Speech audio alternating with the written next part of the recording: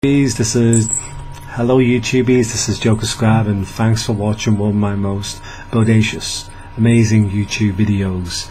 And I wanted to talk about dogs, and the reason why is because I've noticed something between violent dogs and non-violent dogs. And let me get into this. The ones they use for pit fighting, when they put the dogs in there and they get them to fight to the death, I noticed that these dogs are very muscular. They are heavily built, muscles ripping all over the place, and the dogs that are rescued from that, the pit bulls, etc., are not muscular. They do not have that muscle definition, and I'm questioning right now whether that some of those dogs have actually been put on anabolic steroids or some type of steroid treatment to actually make them more aggressive, because you put a person on steroids, that what happens to a person when on steroids to become very, very aggressive.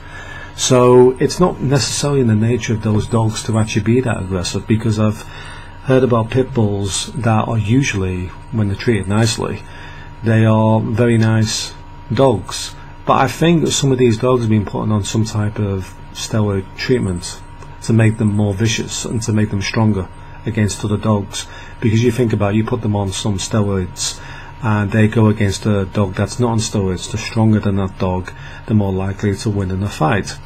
And that's something I've noticed when watching some of the videos of the rescue dogs and some of the fighting dogs.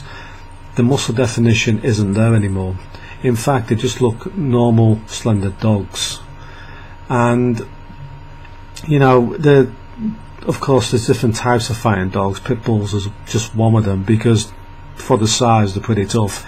I think the Siberian or Tibetan Mastiff or something like that is one of the worst fighting dogs. But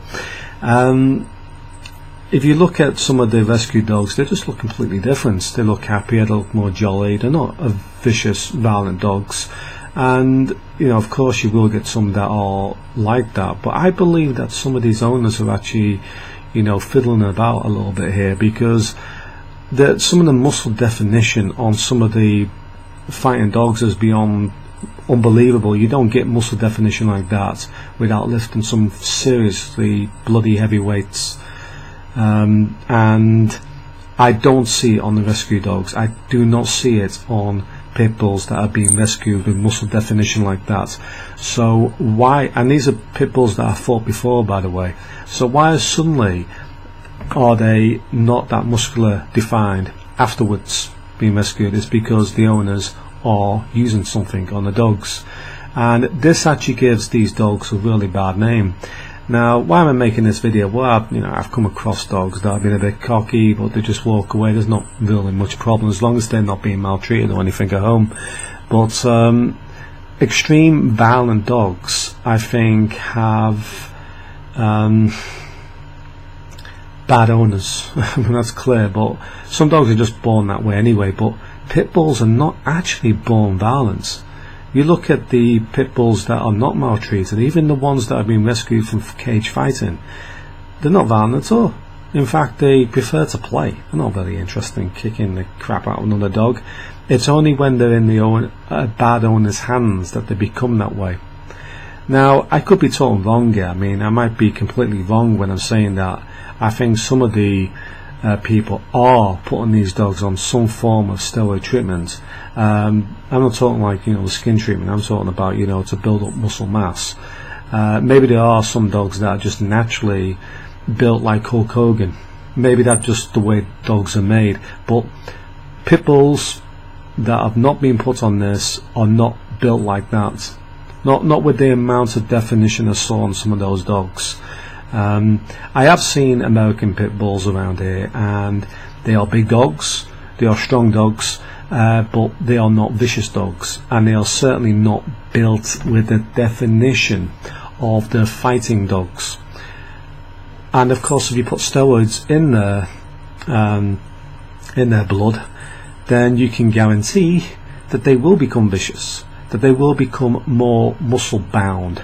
So they're not naturally usually built like that. I mean, I have seen pictures of pit bulls, I've seen rescue dogs of pit bulls, and they are not naturally built that way.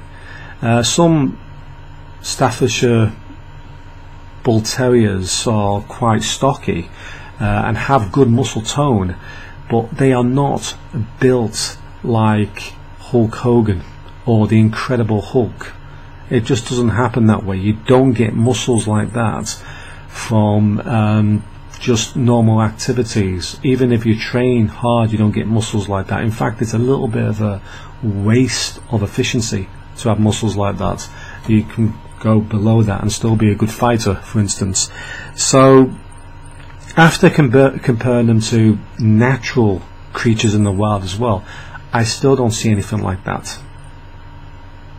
So can anybody answer me the question, why are the fighting dogs built like brick shithouses, but yet the rescue ones of the same breed aren't? And this just shows the mentality of these fighting dogs owners. They are probably sticking them on some type of steroids, and it's no wonder they are like the way they are. If you stick anybody on steroids, you put me on steroids, I would be all the time, and anybody would be, and that's probably what's causing it.